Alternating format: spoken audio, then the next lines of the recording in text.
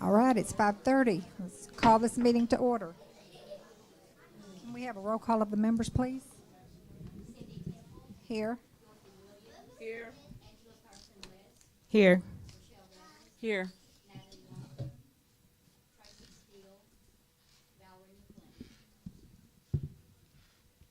Thank you. And now it's time for the the flag salute. Do we have a bunch of kids doing that? How are we doing okay. Miss Sims, you got.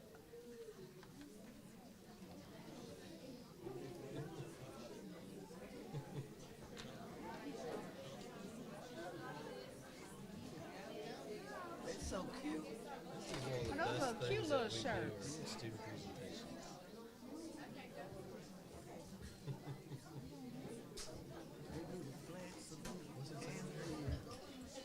Living that wildcat life. That's what it said. Where? Little, I think it says little. I thought it said living that wildcat life.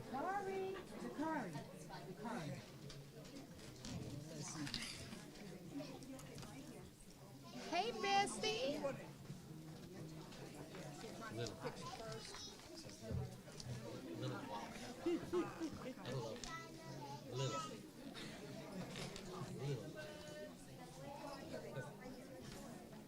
They waving at the mamas.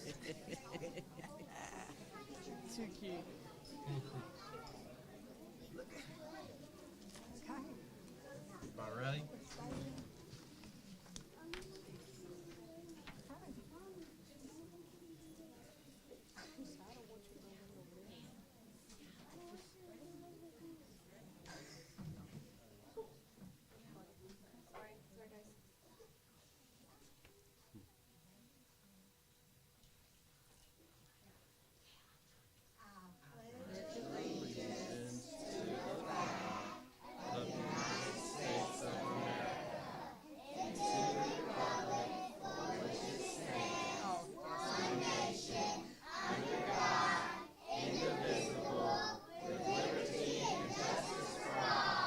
Good job! Yay!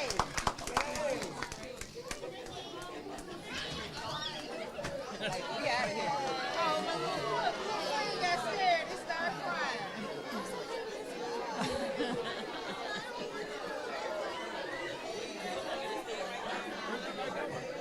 I know. Get their kids home.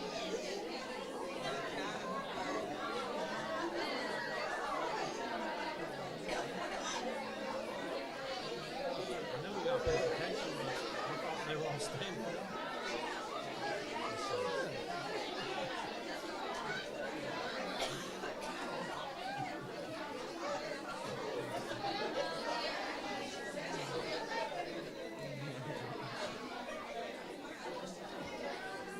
Well, that's like if you're a certain pledge of allegiance.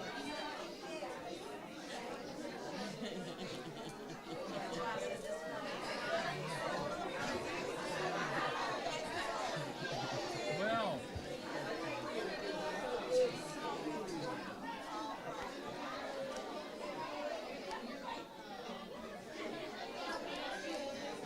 I'm a little concerned.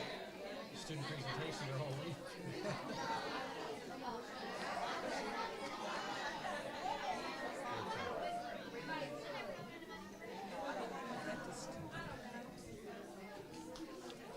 Can we get on? Yeah.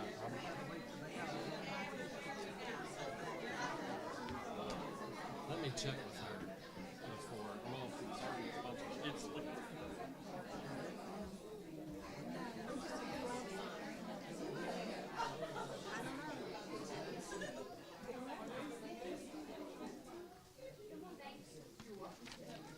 You know, Dr. P got to be overly cautious.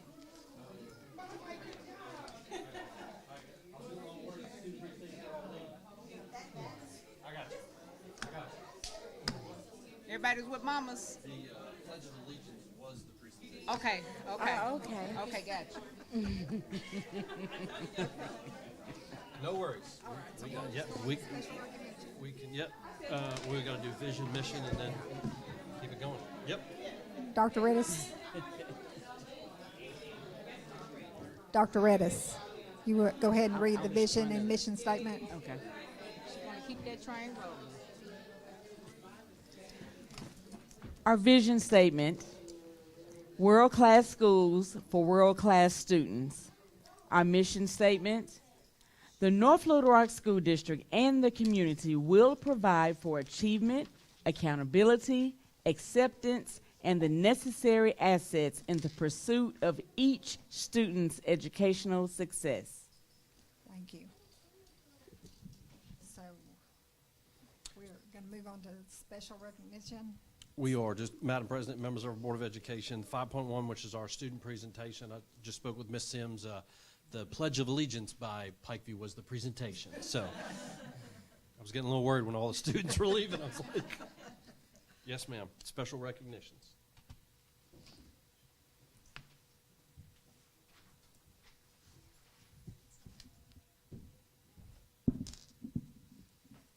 So we'll be for Superintendent's Honor Roll this evening. We're going to recognize Ms. Shay Escovedo, who was nominated by her supervisor, Ms. Courtney Bost.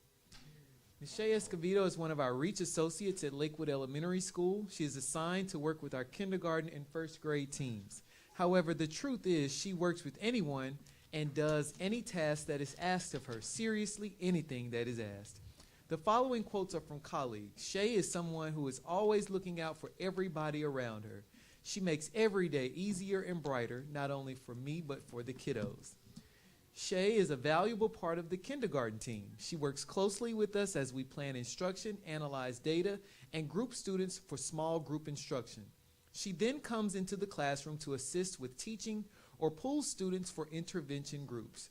As she pulls students, her instruction is focused on the goals that have been set during planning. She is diligent in assessments and the collection of data as she monitors the effectiveness of instruction.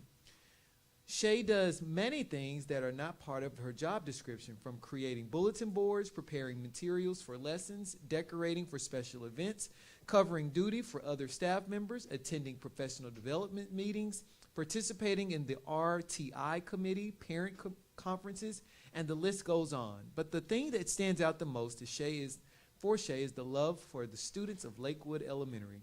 She pours herself into the students. She works tirelessly to form relationships with them. She hugs them, comforts them, disciplines them, feeds them, provides clothes, and ensures that they have Christmas gifts. She advocates for them, supports them, listens to them, and models what it looks like to have a loving adult in their corner. The students love her, and she loves them in return. I am forever thankful for Shay as she walked into the Lakewood Elementary School. She is an amazing friend and coworker. Shay Escovedo is an amazing person to work alongside. She leads with humility and is a true inspiration. I value working alongside of her, and I've seen her skills grow daily. She inspires each student and is committed to their education. She's knowledgeable, decisive, and resilient, and I couldn't imagine someone else guiding the future generation into success. According to Mrs. Bosch, she says she is what education is all about: loving students where they are, seeing who they are, and trying to bring the best out of them. Lakewood Elementary and the North Little Rock School District are better because Shay is a part of it. Aww.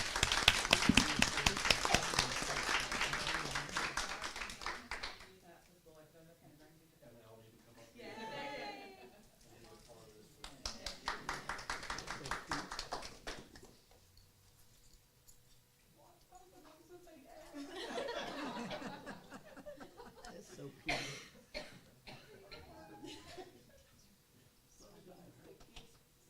That's so nice. Make you cry.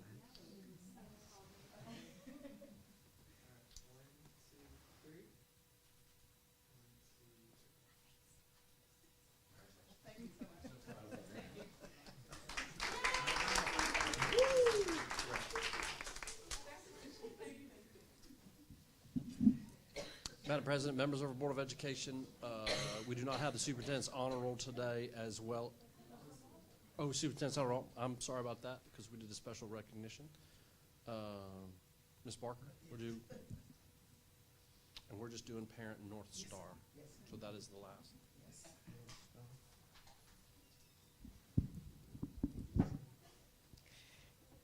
It is with great pleasure that I submit this nomination for Parent North Star, Outstanding Parent Volunteer. And it is my honor to highlight the exceptional contributions of our hardworking and dedicated parent. Our recipient has been an invaluable member of our school community, consistently demonstrating a commitment to enhancing the educational experience for both students and staff. As a dedicated parent, he has gone above and beyond supporting various initiatives and programs. He has actively participated in the Crestwood Elementary Watchdog Dads, Dodgeball with Dads, the North Little Rock Farm, and with his continued support of the North Little Rock Middle School 7th, 8th campus over the past 12 years. He doesn't mind getting out in the wintry weather to feed rabbits and chickens or to make sure that there's plenty of water flow for the organic vegetable garden. Our recipient showcases an unwavering dedication to the well-being and success of our students.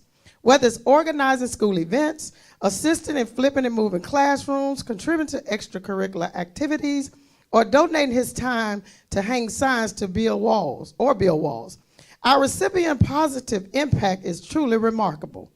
What sets our recipient apart is not only the quantity, but the quality of the contributions.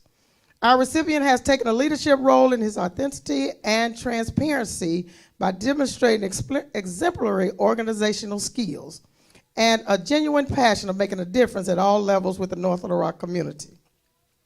In addition to individual efforts, our recipient has proven to be exceptional team player, collaborating seamlessly with other parent volunteers, teachers, and school administrators. He fosters a sense of community that enhances the overall educational environment. His unwavering support has helped to pave the way for what true parent engagement and parent involvement looks like. Our recipient initiatives have left a lasting mark on the entire community. The positive impact of our recipient extends far beyond the immediate results of a specific project. If he's created a sense of unity, he's created a sense of pride, support within our school, our district, and our community.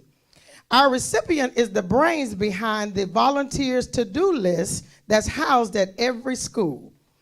In recognition of our recipient outstanding contributions, he was recommended and nominated for this by our PEP at the 7th, 8th grade school, Brandy Amberg. Due to not feeling well, he's not able to be here with us, but I want everybody to wave because he is virtual, thinking he was just here to listening for something else. Help me recognize and honor Mr. Chris Keeling, our Parent North Star for the month of February.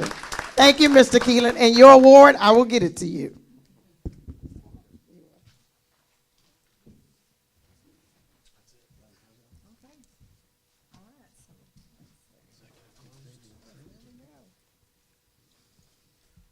Executive closed session per North Little Rock School District Policy 1.14, stating that private or closed discussions by the board may occur as part of regular or special board meetings. Executive sessions may be held only for the purpose of considering employment, appointment, promotion, demotion, disciplining, or resignation of an employee, or to discuss matters of pupil punishment if requested by parent or legal guardian. No resolution, agreement, or motion considered in the executive session shall be legally binding unless the board reconvenes in public session and presents the item for vote of the membership. Further, Arkansas Code Title 25, Chapter 19, Section 106, 2C states that the specific purpose should be announced. So will you please join me in executive session for discussing employment, appointment, promotion, demotion, discipline, or resignation of an employee.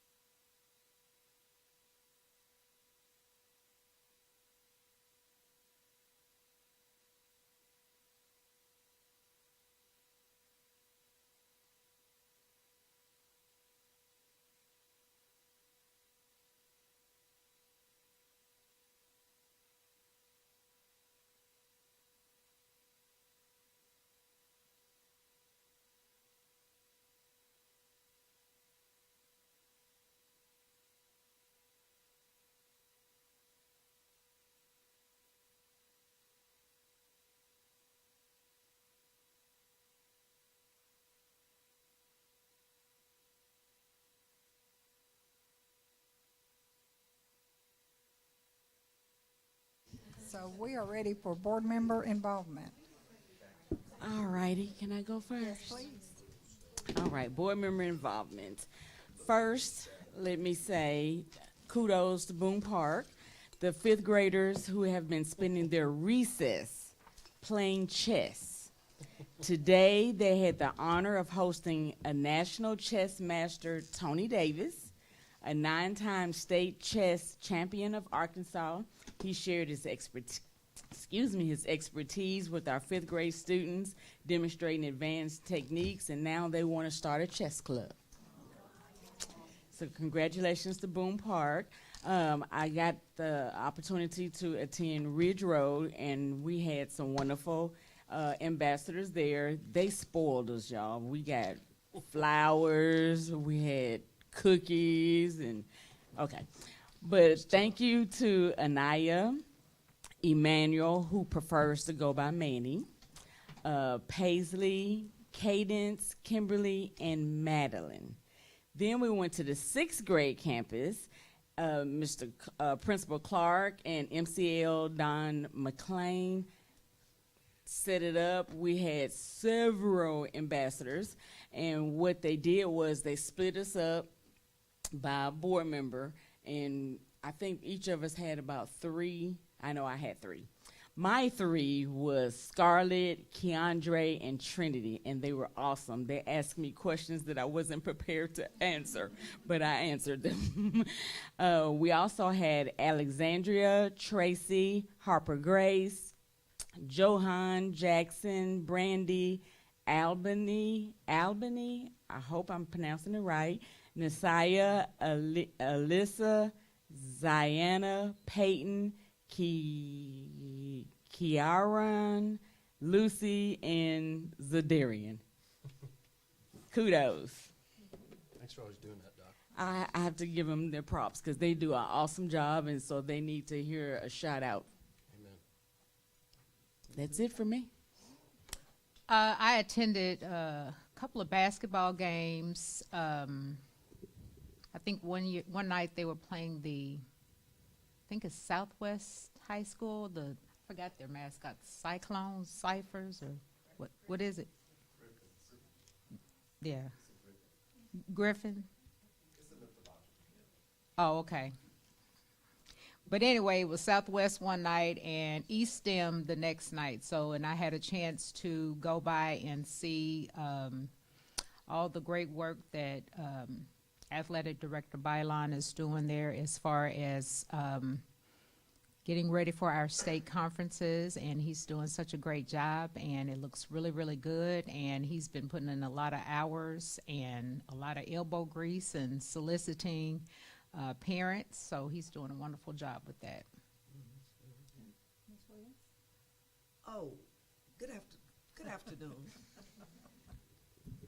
I had the pleasure of attending Ridge Road and the 6th grade campus, and the ambassadors were, the ambassadors everywhere were very good. And this is a shout out too for Meadow Park on the 27th. They will have their 5th graders up at North Rock High School to discuss the 6 African Americans who tried to enter Old Main High School. So I'll be doing that. And also on the 27th, Glenview Elementary will be recognizing community leaders for Black History. And so I'm sure there are other schools that are doing things positive. And when we did go into Ridge Road, they did have a very good display of Black History Month. So now I hope that all the other schools that we have not had an opportunity to go into it, but as far as recognition, we know that we are African Americans 365 days a year, but this is set aside. And so again, I want to thank all the elementary schools and the high schools doing what you're supposed to do, and thank you. Thank you. And I think you missed maybe 1 or 2 of the ambassadors, or you said their name different. I said I apologize if I chopped up their name. Well, I heard Johan, and I didn't hear Jackson, but you may have said, and Nassau, did you have? That's I chopped that All one right, up. just wanted to say I enjoyed visiting with them. They were very informative. Very good, Superintendent. Okay, Madam President, members of our Board of Education, I will go very quickly. January 30th, we've started our, what we refer to internally as COBRAStat, which stands for the Collaborative Observation backed by the responsibility and the accountability of statistics or data, where we look at quantitative and qualitative data. We've started that process where our team, we meet with every single principal to talk about where our students are, their observational data. It's been eye-opening, and we continue to learn a lot, but it's an accountability mechanism as we go forward. On January the 30th, I've met with our teacher advisory. We debriefed early release and some of the changes that we were proposing, and we also started to look at early release schedule for next year and got their feedback. As was mentioned, the Ridge Road Luncheon, the superintendent, I had an opportunity to superintendent luncheon with our central area superintendents and met with Senator Tucker.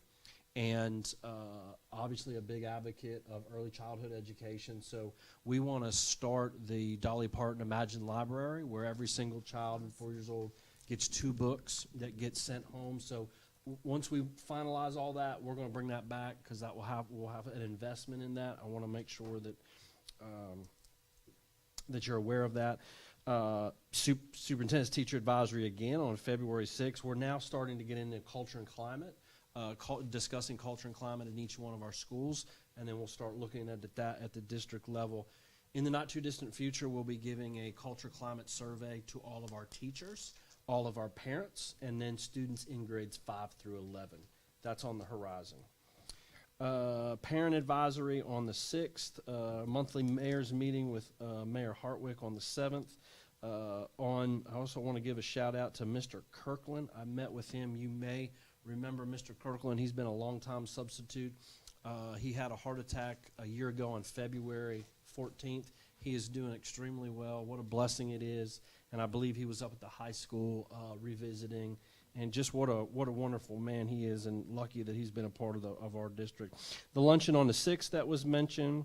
On the week, February 8th, I want to recognize Ms. Hale for making sure, because School Counselors Week that week, so all of us in central office took a different counselor, so I had the privilege of going out to Lakewood Elementary School and hand delivering Mrs. Fimple her lunch and a cookie that basically says how much we love our school counselors. So thank you, Ms. Hale, for organizing that, and thank you for the cookie you sent home from my wife, who's a school counselor. Appreciate that.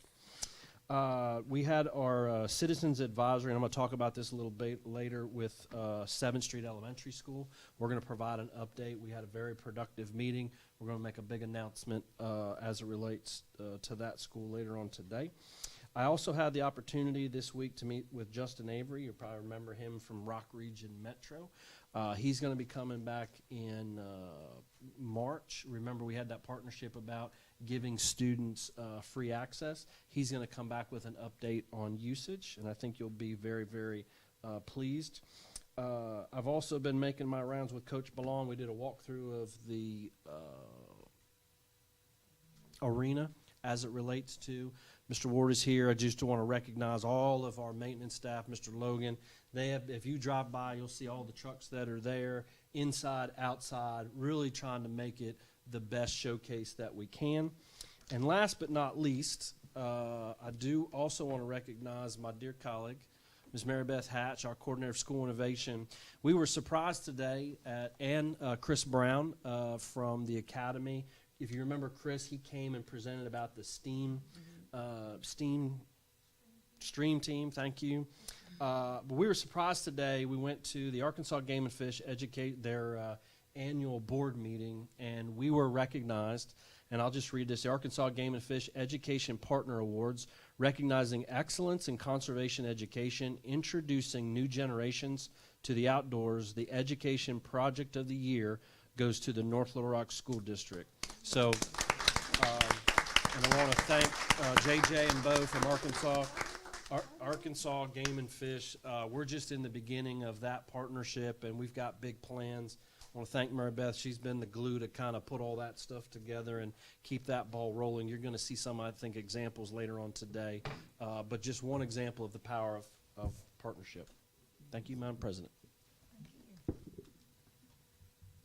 didn't really do anything, right? No, So what, we have no legislative updates, so on to the classified personnel, and it looks like we don't have classified Mr. personnel. Smith, we do not. And then we'll just move on to the license. Licensed personnel? Yeah, Ms. Stumpenhouse, welcome. Thanks. hello.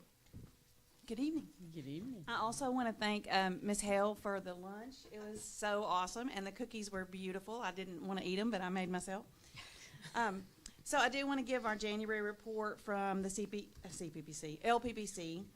We did start the discussion about trying to have our sick policy, our personal and professional leave and vacation to match with classified. And so we have been inviting them to our meetings for the last couple of months and starting those discussions. So it is not a huge priority, but we are going to try to get that done before the end of this year so that the vacation days and different things have some consistency. We have also been working on calendar options. We did get the final calendar completed for this year, and it's been approved, but we're also looking at the 25-26 year and just starting some discussion. And so we're developing a survey right now that will go out to all of the staff at some point in the next few weeks, but we're still working with CPPC on those as well. So that's forthcoming later in the year. We also, salary schedules. We got some information from Brian Brown, just information about what monies were available to look at making salary adjustments for next year and where we can make increases. And he talked about the limitations of the budget. So we'll be looking at different ways that we can allocate. I think he has told us right now that there's $1.4 million to look at doing some type of raises from across the board, classified and certified staff. So we'll be talking to him more about that and looking at options throughout the rest of the year. We have started a subcommittee on stipends, and we have been working hard on that. We met one day, and we started a lot of conversations with Bryant School District. I told you guys last time that we're working to kind of model our policy after theirs. And so that's required a lot of conversation with them and finding out details exactly how they do that. And that'll probably look like a work session, a special work session, sometime in the next 2 to 6 weeks. Mr. Smith and Coach Ballon have been working with us extensively on that, and we'll be ready to have some meetings about recommendations. The last thing that we really started in the January was our policies, all the different LEARNS Act policies, and we ended up tabling all those, but we have started finishing those in our February meeting. We just finished half of them, and we'll finish the other half before contracts come out because those policies need to be in place before contracts go out. And that's it. Do you guys have any questions? Yes. Mm-hmm. Oh, what are your concerns about the stipends? Man, that's a loaded question. I know it is. There are, we're looking at both academic as well as athletic stipends. We're trying to do all of them at the same time. There have not been stipend adjustments for many years in this district, and so there's going to be a substantial cost to getting them where they need to be. And so I'm concerned about the limitations of the budget that we currently have available and our ability to get the stipends where they need to be, because obviously everybody in the school district wants a raise, and so we can't get the stipends where they need to be and give everybody the kind of raise they need. So we're looking at possibly going in steps and increments to get people where they need to be. So yeah, I mean, we need lots of money and there's only so much in the pot. So I would say that's probably the biggest concern that Very we have. well said. Yeah. Thank you. You and the superintendent on the same page. Yeah. Thank you. Yeah. All right. My only question is, what drew you to use Bryant? Is the Coach Ballon really recommended, we started looking at all 7 big schools. And so it was the same types of adjustments for all of them. And so he thought that, that Bryant was probably, you know, they pay their people well. They have good programs, they have good athletic programs, they have good recruitment tools for that. They're very similar to lots of others. And so it was like, rather than taking one position and analyzing that one position across 7 school districts, I personally have spent tons of time just trying to catch up and see what Bryant's doing. And so, like, I know trying to figure out the details are so specific, like, you know, they do an off-season stipend, right? And so you have to figure out who gets an off-season stipend. Is it everybody across the board, or is it just a few, and how many days do people get? And so we've had to go back and look at individual contracts because they don't put them on the website, and figure out extended contracts. So we would have to do 7 times that amount of work if we were doing it across every school out there. And so because when we looked at like 3 or 4 positions, they were very similar. They were going to be off by several $100s, but it was basically looking at, you know, the same types of things. So that's kind of where we made that decision. Yeah. And you said that one of the things they do is their stipends are an automatic increase because it's tied to Right. a raise. So if you have a job that you have a stipend and you get an increase, your stipend gets increased also, right? Isn't that what you Well, had said? actually, it won't increase until the base salary increases. So if our base salary of our certified salary schedule is $50,000, then the stipends will stay the same until the base salary increases. And when that increases, so will the stipends at their index rate. So, for instance, if you have an index rate of 0.115, then you multiply that times $50,000, and that's your rate. Well, that's not going to go up every year. That's only going to go up when the board decides that we have more money to raise the base salary. The base salary. Yeah. But you don't have to go back, because right now we have flat stipends. So no matter what happens in the past to raises, the stipends stayed the same. And so when you put them on an index, they'll automatically raise as the base raises, and we won't have to go back and look at it again. Okay, another question, since you were talking about the stipends. You are so smart. Oh, thank you. I would like to say to you, what are you all looking for? People that are getting stipends and shouldn't be on stipends? I heard you saying that you all were going to be doing a whole lot of work. Do you have that kind of access to know who should be getting stipends? And I understand there are people getting stipends that shouldn't be having stipends. Well, that's not really my decision to make. Okay. I think what we've tried to do is to take, to compare as much as we can what Brian is doing Okay. to the positions that we have. And then, like, Coach Ballon wants to add a few more positions that what Bryant doesn't have.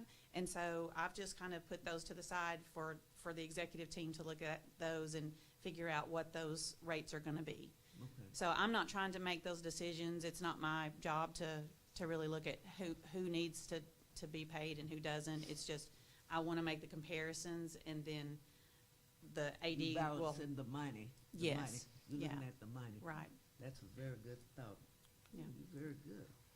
Madam Well, Chair? When you're making the comparison, if we're paying people to do things that other schools aren't paying, it would be good to have that information. We do, yeah, we have that information. Actually, we pay a lot less than what other people do, and typically we don't have positions that lots of schools have. So, but I'll have all that information for you guys when we have it ready to present, and I'll show you which positions that they have and that we don't have, and vice versa. Okay. Yeah. I would just recommend, Madam President, members of our board, there's a lot of, I think one thing that would be helpful is just building our own background knowledge on what we're currently doing.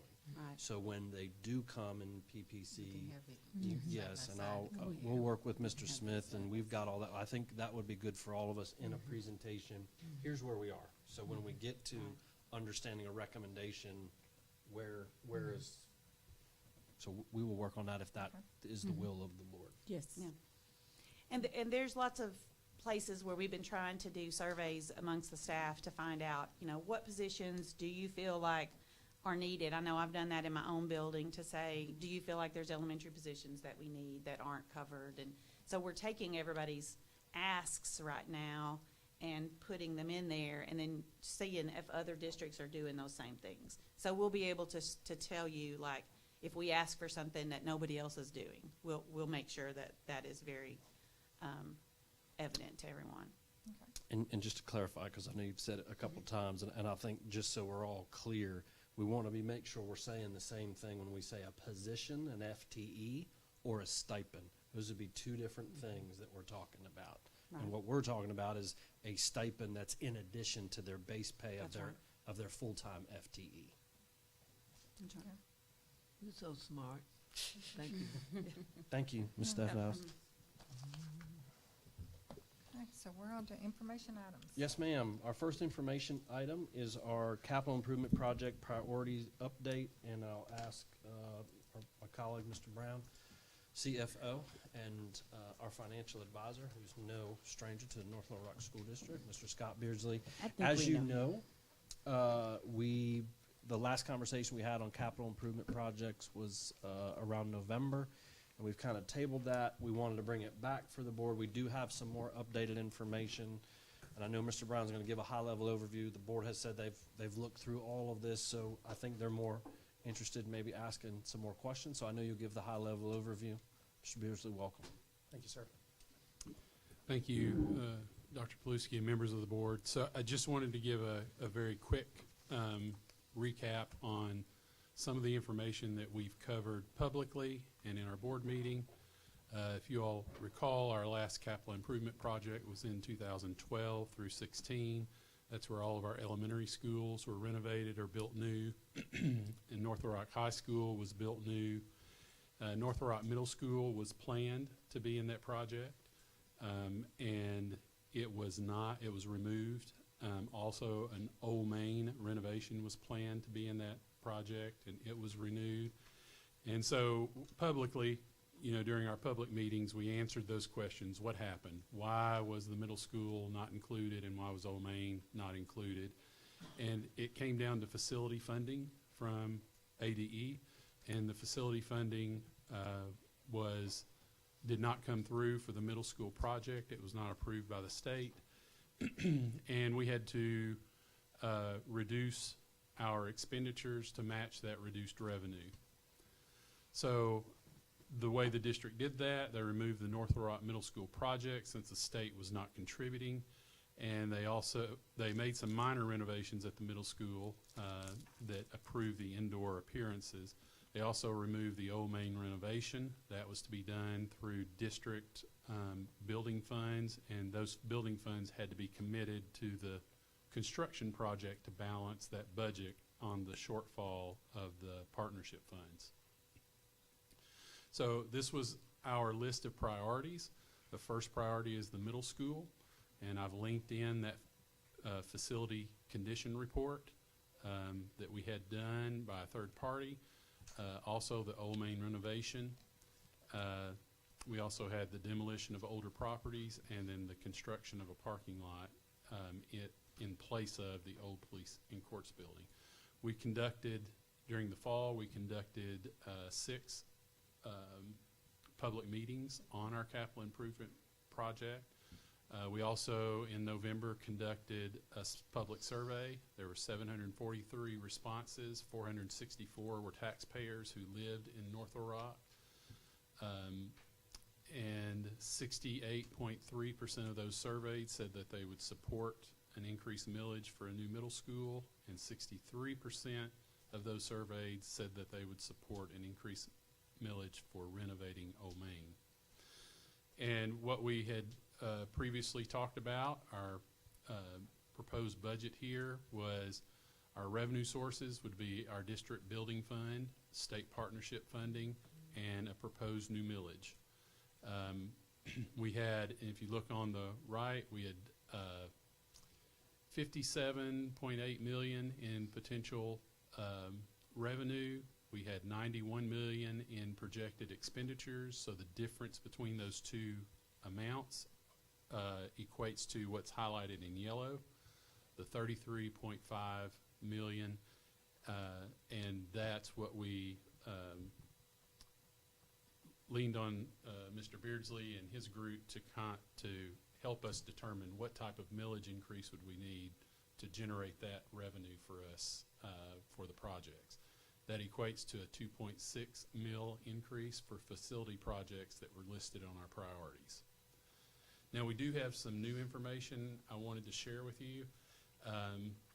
You all approved in January the master facility plan. Embedded in that plan was also an application for state partnership funds for the renovation of Old Main. We're applying for that. The district has learned that a total systems replacement is required on Old Main if we want to accept, if we're approved, and if we want to accept partnership funding for the Old Main project. What do you mean by total? Systems. Total systems. So that means all of the HVAC systems, all of the electrical, all of the plumbing, the elevator, all systems have to be replaced. Probably need to. The state requires that if they contribute facility funding to this project.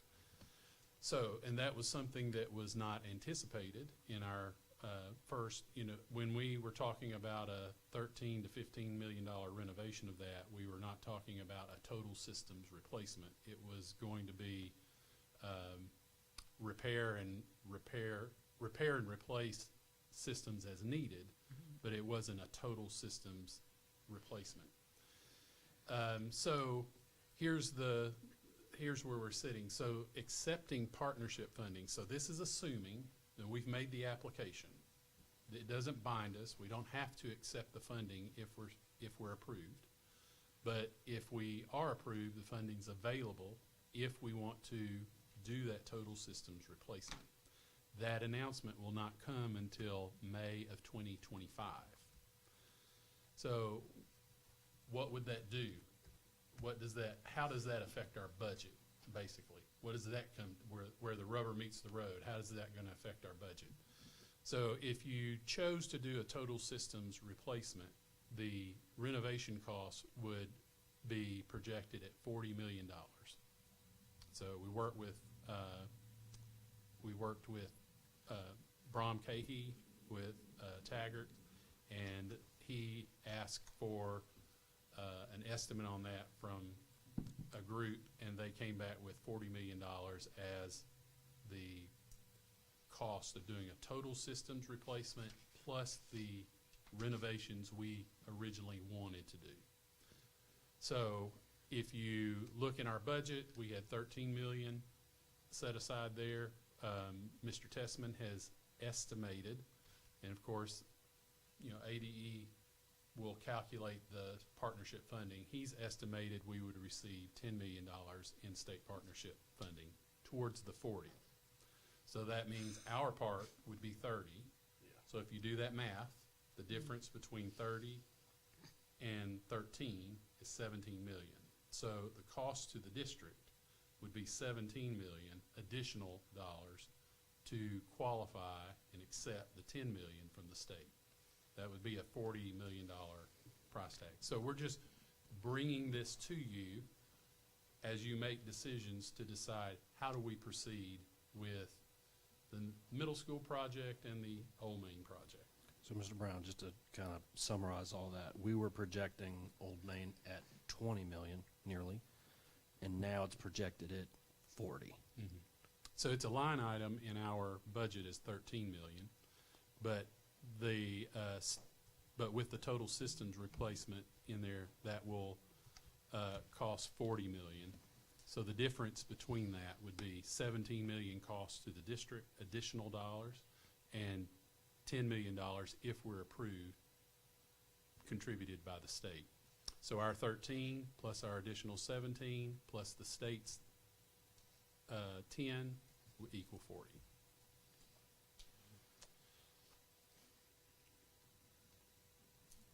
All right, so with that being said, so we had, we had our original discussion about 2.6 meals, and 2.6 meals would bring us from 48.3 to 50.9 meals. You all have seen this table. This is the one we presented in our public meetings. So I've created an additional table here that would,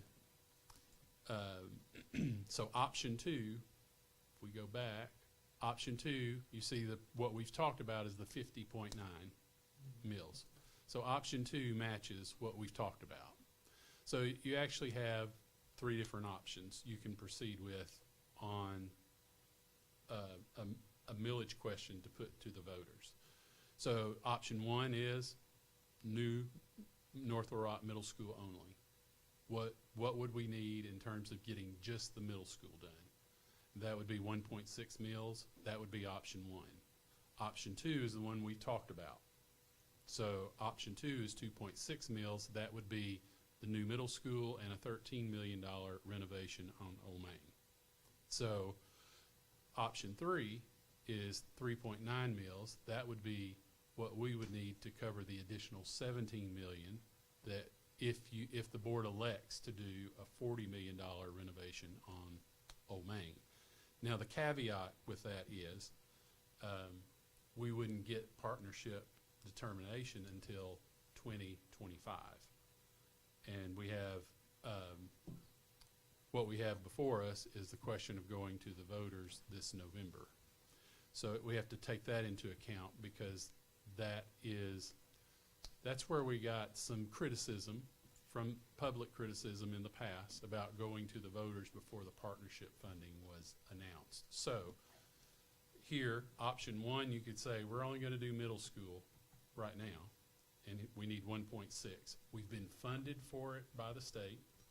We need the 1.6 to get that project started. You could do that in November. You could come back after the partnership funding is announced if you want to do the $40 million renovation on Old Main. You could come back after the 2025 announcement and we know we have the funding, then you could pose that question to voters then. Or you could say, we're going with option 2. We're not going to depend on state partnership funding. We're going to fund this ourselves at $13 million. So we're going with the 2.6. We don't need to wait on the state partnership funding with that. So that's sort of that's the question we have to answer for ourselves is going forward, how do we want to proceed with options 1, 2, or 3? So do you want to cover like next steps, or do you want me to cover that? Or? Let's see what questions they have. Okay, yeah, let's pause there for questions, and then we'll talk about next steps. I'm needing to know the next steps to know about that. Angela, you have a question? Yeah, I have a question, or maybe a clarifying question, maybe. But even with option 2, when I'm looking at the 2.6 new meals, new middle school, and 13 million renovation of Old Main, that is just basically taking that 13 million and just renovating what it is as of now, and putting the lipstick on the pig, so to speak. So it gets it back to a functioning building used for educational purposes, but that doesn't do a new systems replacement for the backbone of the building, like all the HVAC, all of the electrical, all new electrical panels, a new elevator, new plumbing. It doesn't. Right. It does not. That's in the option 3. That's in option 3. So, do we know where we stand as where all of the current systems are at a functioning level now? Like, does the elevator work? Or, Yes. I mean, or where does it stand as far when as, we closed the building down. or what about like the HVAC system now? Like, where does it stand Yes. now? So I don't anticipate that there are major problems with the infrastructure, but I haven't had that conversation with Mr. Ward. That we have a brand new boiler in there. We put a brand new roof on the building. There are, the electrical is working. But as far as an evaluation of it, I'd have to talk with Mr. Ward about that. But I've not been made aware of any problem with the systems that are in place at this point. Okay. Because I would like to know that component before we look at the third component. We can bring that back to you. Okay. More of analysis of Yeah. Maine. Yeah. Sure. Because, I mean, I think we all agree, everybody in this room, that something has to be done with it, and it just can't sit. So we can definitely use the space, and we could definitely have that in the operational and functional capacity, but just navigating between the option 2 and the 3 is what I would like to know. Really? Okay, Mr. Beardsley, good evening. Good evening. Okay, we've heard Brian that he did a grand job. Now, I would like to basically, you had given us this so many times and you had some changes. With us being North Rock, what would be the most, from your standpoint, being our financial advisor, that we could look at that perhaps would be acceptable out of the 3 that have been presented? Honesty is the best policy. Okay, I'm sorry. I I'm don't know back. that I know the answer to that. This is new information that Brian shared this week. That's why we wanted to bring it forward about the idea that you've got to touch every support system in that building and really doubling the cost of it. Part of the reason to share it with the board tonight is that you're not being asked to do anything other than start to think about, does this change what you want to present to the voters? And so let me partially answer your question with the next slide. Just some dates that the board has to take into consideration as it evaluates this information. For 2024, the election date is in November, where you could potentially ask the voters for a change, which means that the board really has to make the decision by your July board meeting. The reason to consider presenting the middle school in 2024 is that you receive partnership funding for it in 2023, and the deadline to start that process is in January of 2025. So to do nothing, you would have to go back to the state and say, well, we didn't do anything, but we'd like a waiver because we'd like to go to our voters in November of 2025 and complete a whole package. And, we don't speak for the state, obviously, but generally, when one gets a waiver, you show that you've made an effort, and the voters have said no, and then you're coming back at a second bite at the apple. So, it might be worth having some conversations with the facilities department. If you wanted to wait till 2025, how much at risk are you of losing the middle school partnership funding? For 2025, the first election that the district could have would be in May, but because you have to make that decision 3 months in advance, you would be making the decision before you knew what the state was going to do. So you wouldn't want to have an election in May of 25, not knowing how the state's going to rule on the Old Main renovation. So you're looking at November of 25. So those are the dates that the board's got to struggle with. It would not be my recommendation that you ask for option 3 in 2024, because I think it would really breach the trust of the voters that if the state didn't fund Old Main, that we had a millage increase where we specifically said we're going to go renovate Old Main and then we don't have the money to do it. That really gives me great pause that the board would consider that. So at this point, as the information continues to unfold, you know, option one is let's focus on the middle school. It's the bird in hand. We can go to the voters in November. If for some reason the voters say no, then we can request a waiver, and we can say in good faith to the state, we attempted. We're going to go back again in November of 25, and you'll know what's happening with Old Main. Or if you say that while the state may require a total renovation of Old Main, it is not necessary, and we want to do the renovation as we had originally planned, then you go with option two. There is always the risk that that is an older building and there is something discovered during renovation that then you have to spend a lot of money fixing that system. So there is some risk with that. But that's really out of my wheelhouse when it comes to renovating historic buildings. Trust to verify. And Yes, thank Ms. you. Williams.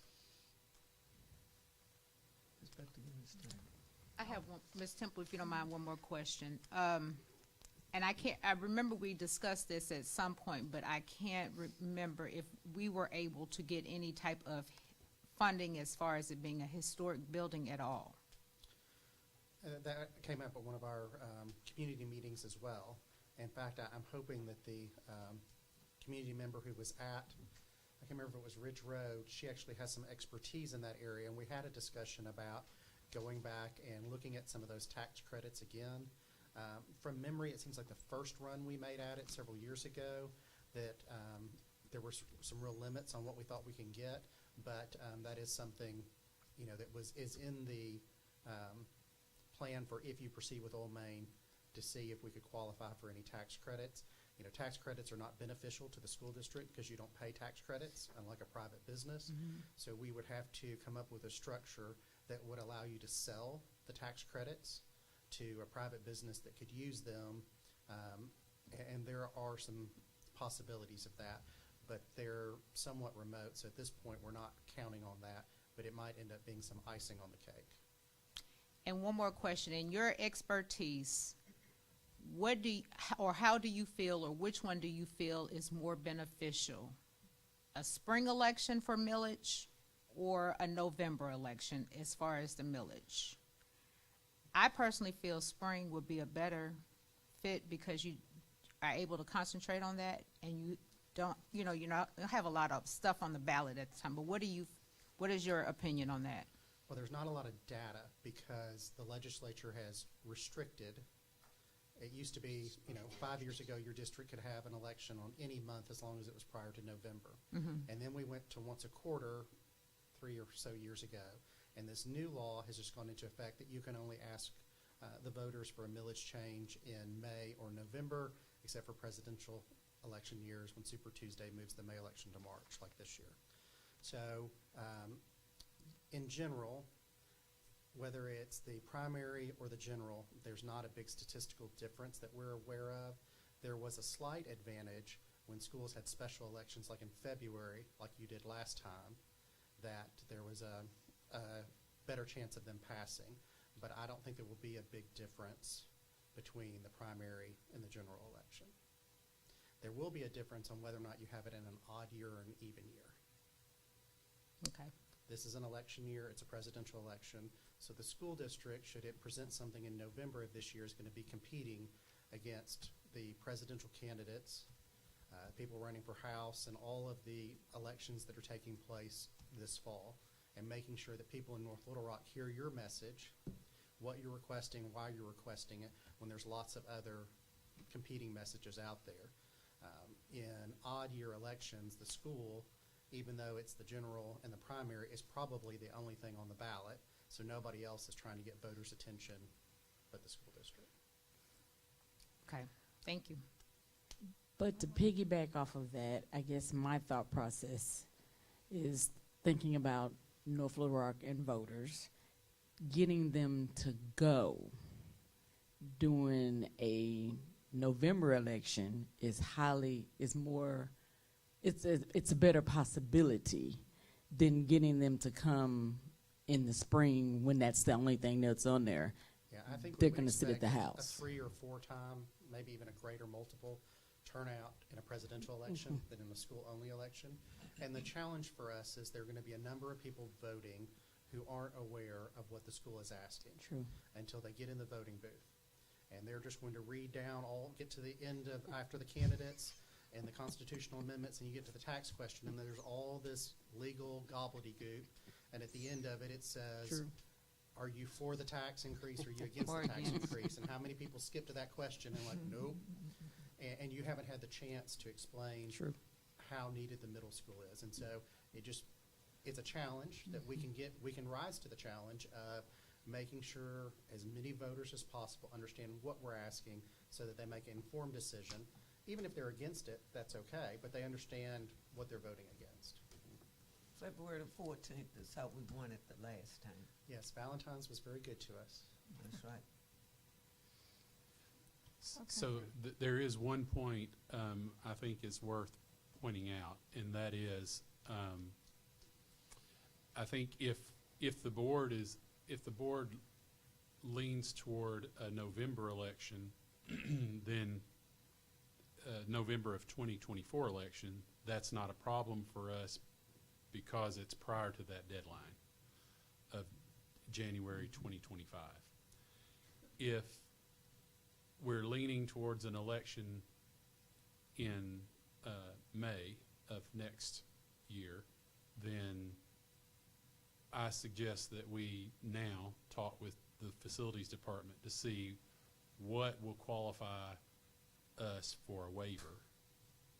And the reason I say that is because right now we've been approved for the funding.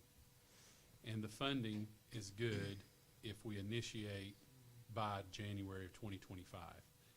If we don't have our millage approval, we don't initiate our construction by January of 2025, and we are not granted a waiver, the money goes back to the state.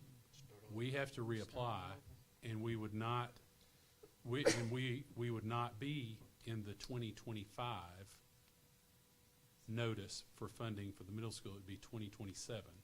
Right. The reason is because it's currently funded. It's funded under 2023.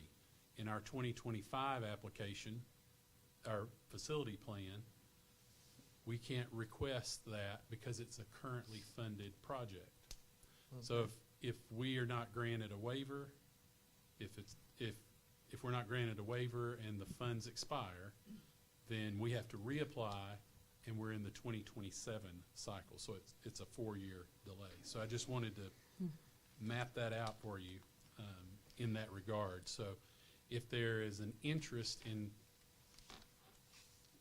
postponing that election past November, I think it would be in our best interest to have that discussion with facilities on what's the likelihood of, a waiver. What do we have to do to receive a waiver? We need to ask those questions. But it's still no guarantee that we Nope. would get it. No guarantee. As you recall, all the projects are prioritized and they're ranked, and they go until the money runs out.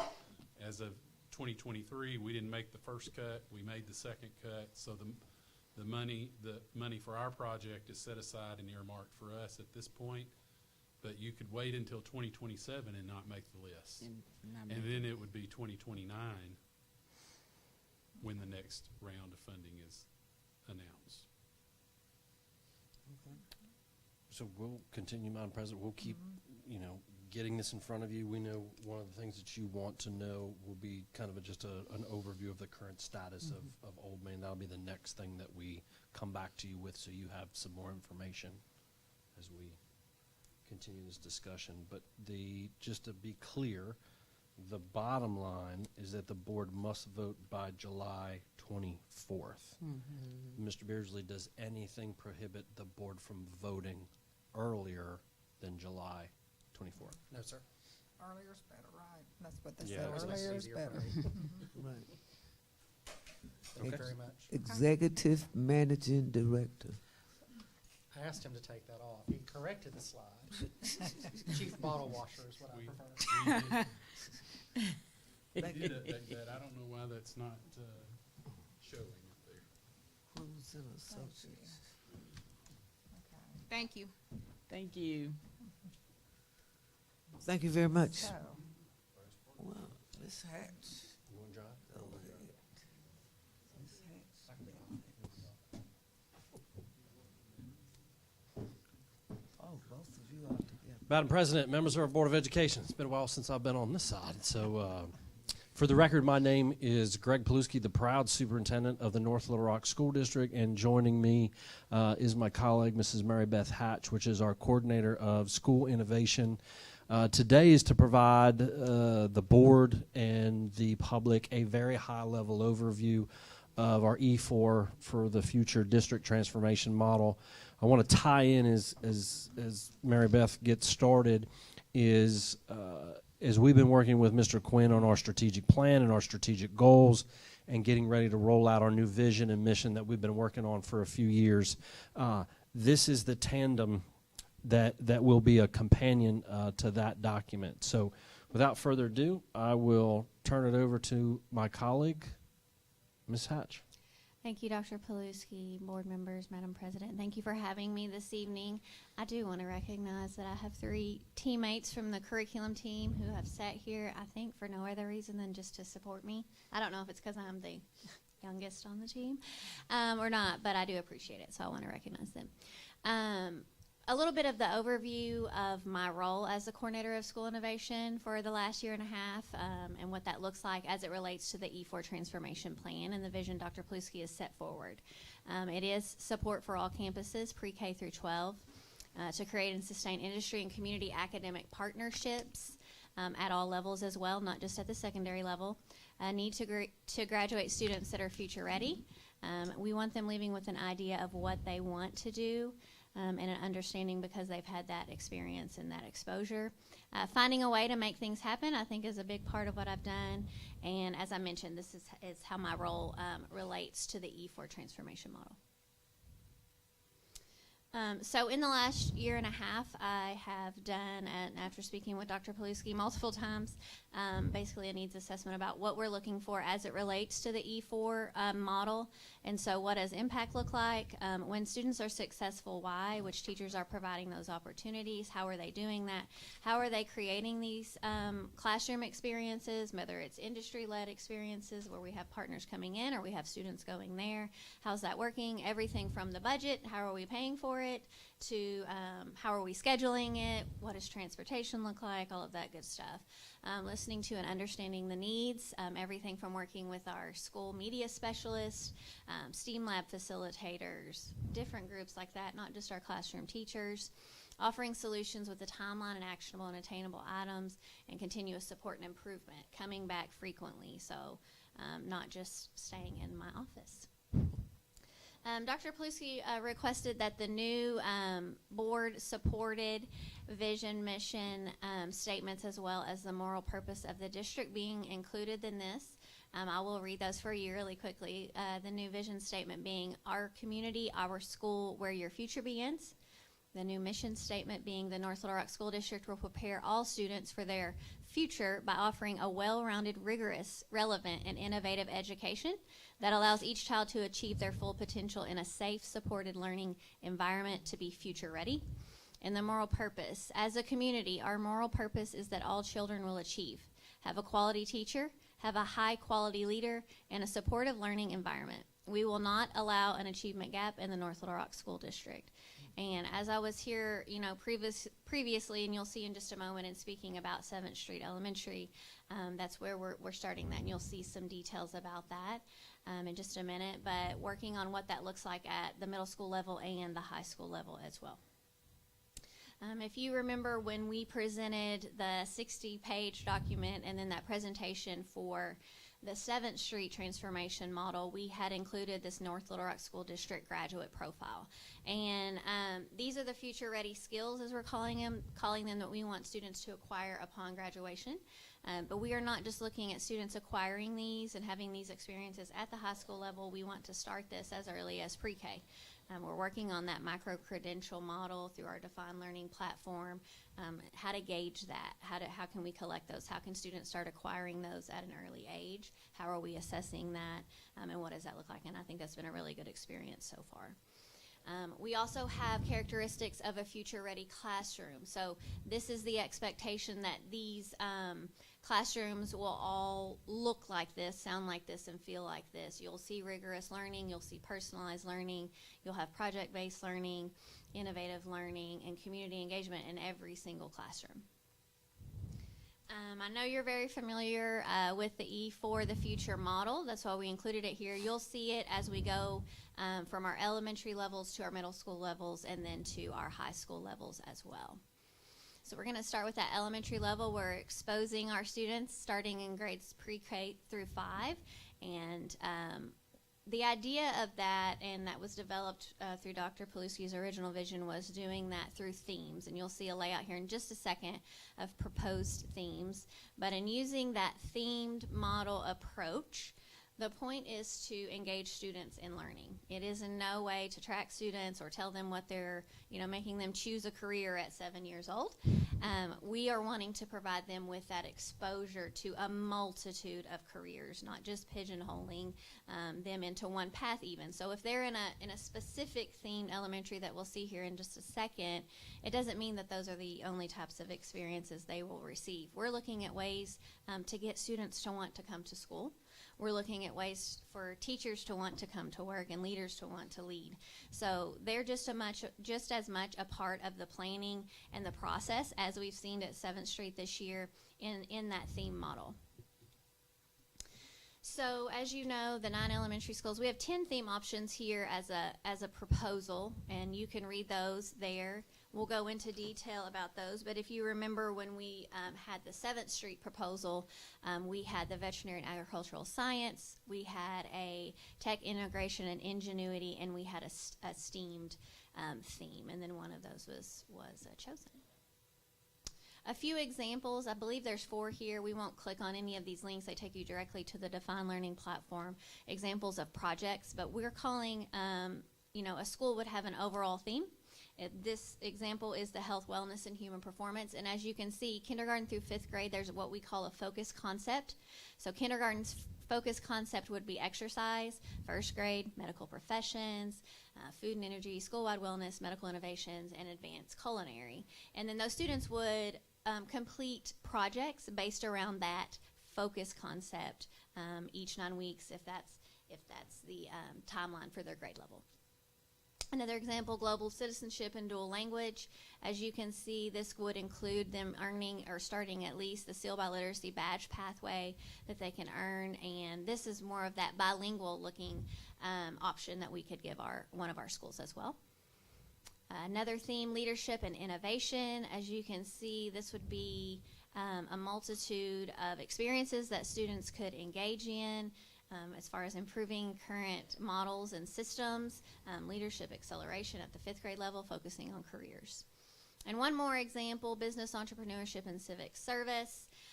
This is where students would start in kindergarten engaging with businesses in my community. We've heard that frequently about students being aware and active members of their community, what that looks like. So that would be a big part of this, is bringing those businesses to our students. And we're working with First Security right now. They're doing financial literacy at all of our elementaries. And Ms. Kenda Shields is continuing to tell me that we need that bank in one of our elementaries like they have in a couple of another schools in another district. So we're working on that model as well.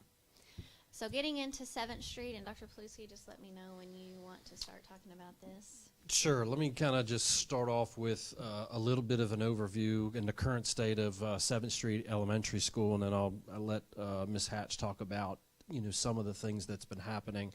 Obviously, at the beginning of this school year, we had an abrupt leadership change, which caused pause for a variety of reasons about the entire vision for the North Little Rock School District, specifically 7th Street.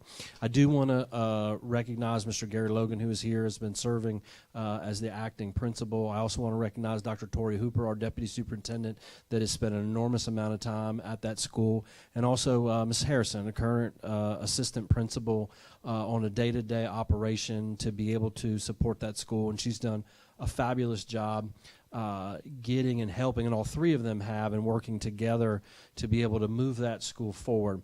You also know that that school has some additional resources that no other school has. They do have a dean. There was some behavior that we needed to get under control, and we have. It's a different place today. So our number one priority is to find the next leader. That has always been our goal. We're in the process of naming a new leader very shortly. That's number one. The second thing, we had most recently met with the CAB, or the Career Advisory Board, just this week on Monday. We had a great discussion. There's been a lot of up in the air about what's the theme of the school. Well, we finally got there collaboratively, and the Community Advisory Board overwhelmingly supports the theme of veterinary and agricultural science, which will be the theme for 7th Street Elementary School. So we're very excited now that we finally have named our first school. We already have partnerships, such as Arkansas Game and Fish has already been a partnership. It was great to see them today. It's only going to press the acceleration button. So even though we've had a pause on that, we are making some progress. The next move for the Community Advisory Board will be the renaming of the school. And so the next task, as you know, the board had voted on that plan and we had community support over the entire North Little Rock School District, as well as 7th Street community, to name in some way, shape, or form after the North Little Rock 6. So we're excited about that. The last thing I also want to make an announcement about is there is in no way, shape, or form at this point of where we are that we would be ready to move to a 6th grade next year. It's clear because we've had the delay. We're just not ready. And I think everybody wants to do it right. They want to do it the right way. And so I'm confident that although we've had a pause and we've had a slowdown, we're definitely moving in the right direction. And we'll be making that announcement more formally in a press release about the theme and the next steps that the Community Advisory Board. But in the meantime... So some really great things have continued to be pushed out and pushed forward, as Dr. Paluski mentioned, on that campus. And so through Define Learning, which is the place where we're piloting this platform, this project-based learning platform, we've already had 4th grade and kindergarten projects, which have been pretty extensive and pretty in-depth. Dr. Paluski was actually one of the guest speakers for the students during the BAT project, since he's quite an expert on that now. But we also did bring in Didn't realize I was going to be in this an job. international bat expert, Mr. Blake Sassy from the Game and Fish. He literally is internationally renowned on his bat expertise. Came to speak to the 4th grade classes. But when we talk about guest speakers and what that looks like, we have them at the high school as well. But Ms. McDonald has developed guest speaker protocols for every student. She did this for kindergarten as well, and that's what they were doing there before one of their experiences. That's a kindergarten class. But these students weren't just ready to take notes. They had done their background research, and they were ready for these guest speakers. So when they got done presenting, it wasn't, what's your favorite color? It was... I mean, it was wow. Dr. Paluski, can you tell us about your dissertation on organizational leadership? And I was like, wow. I was impressed. And they said, well, how is Miss Bianca doing? And I was so amazed, not only one, about the background they did, and I was so impressed with the protocol, but the questions that they were asking about the bats. I mean, you could just see the level of critical thinking. And we've got some... I mean, it was just amazing to me, the question. They were just so curious. And what made you stop the school? And why'd you have... It's most critical thinking, but in its most raw form of what the beauty is about education. And I was so grateful to be a part of that. Yeah, so we have 2nd and 3rd grade. Ms. McDonald has some really great projects coming up with 2nd and 3rd grade and those guest speakers. But an example of when we say, yes, the theme may be veterinary and agricultural science, but one of their PBLs that's coming up is on the North Little Rock 6.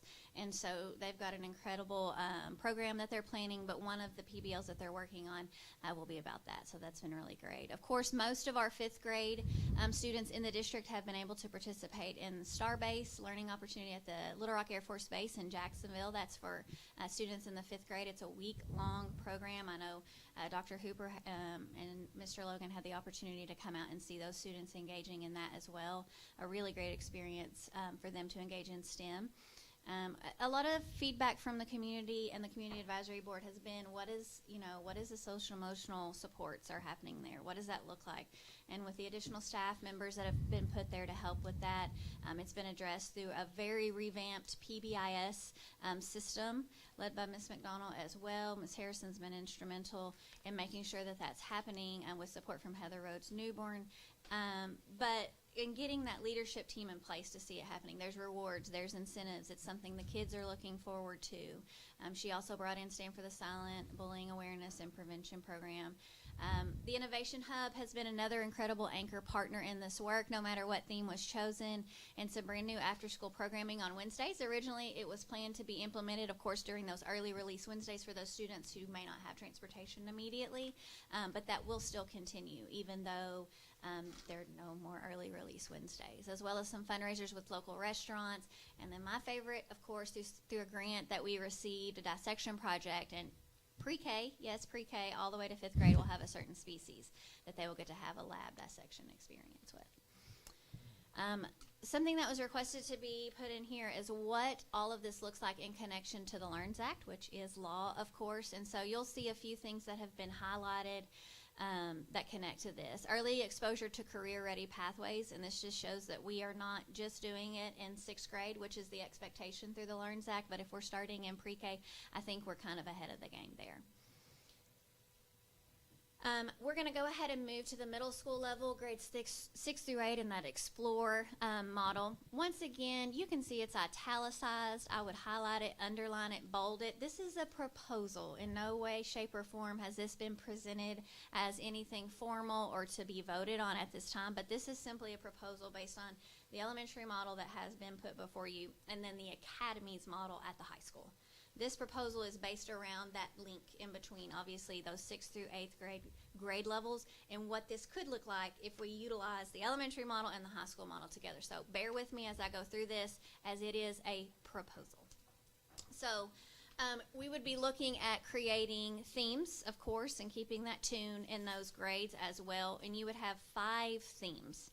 So those students in 6th grade would get to choose one of those themes that they would like to be in, if you will, and they would be in that team, just like they have at the high school level in their academies. So those students are now in that team or that pod, what group, club, whatever you want to call it. Now let's say they come from the veterinary and agricultural science elementary and they love it and they want to stay in that and they know this is what I want to do and I'm so interested in it. They may stay in bioscience and environmental leadership because I just had such a great experience. But they said, I love my elementary experience, but I'm not interested in that. I want to try engineering and tech innovation. Fantastic. So now from K6, we've exposed them to 2 complete themes. And maybe when they go to 7th grade, they still get that freedom and that choice to explore. Because that's where we are in that second E, is that explore opportunity. So they did vet and ag, and then they did engineering and tech, and they said, that was cool, now I want to do business and global services. So for 7th grade, they're now on the business and global services exploratory path. And then in 8th grade, they may say integrated art and production. So now by the time they're ready to go into the 9th grade, freshman academy, they've been exposed to potentially 4 different themes, if you will. Maybe they stayed in the same one the whole time, and they love it. And I would probably consider those kids experts at that point.